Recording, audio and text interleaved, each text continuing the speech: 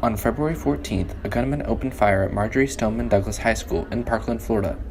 17 people died in the shooting. 38 days later, survivors of the shooting led nationwide marches and protests demanding gun reform. There was one in San Francisco and there's one in San Jose. I attended the San Francisco one. There was also a few walkouts around the area as well during the same time, but mainly I attended the San Francisco one. It was, I think a few weeks ago, we marched from San Mateo to San Francisco. For many students across the country, the news of the Parkland shooting carried a fear of a shooting in their own school or community. I feel more or less the same, but at the same time, it could be anyone. It can be the happiest kid, it can be the quiet kid, it can be anyone, and it's just kind of scary at this point. I feel safe at school. Nothing has happened anywhere around us to make me feel otherwise, but I know that in other cities, people don't feel that way.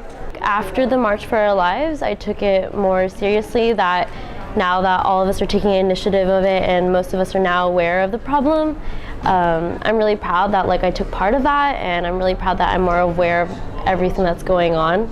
Despite the fear that comes with the news of a mass shooting, many students found hope in the activism of the Parkland survivors. Honestly, I think it's really inspiring, but more importantly, I think it's a really good lesson for adults to learn, because I think that there is a perception that kids can't run their own lives or kids can't start movements, which is extremely misleading.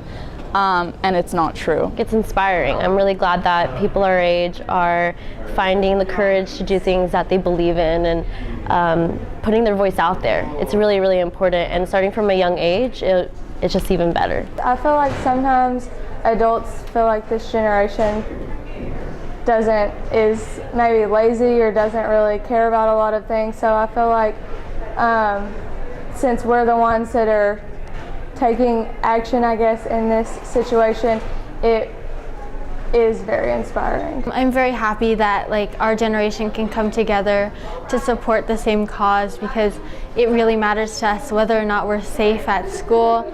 And also, a lot of adults nowadays think of teenagers as just people who invest their lives into screen time, but we're showing that we can use our ability to use social media to support a cause that we all support. Further nationwide walkouts have been planned on April 20th, the anniversary of the Columbine High School shooting. This is Wade Glover reporting from San Francisco, California.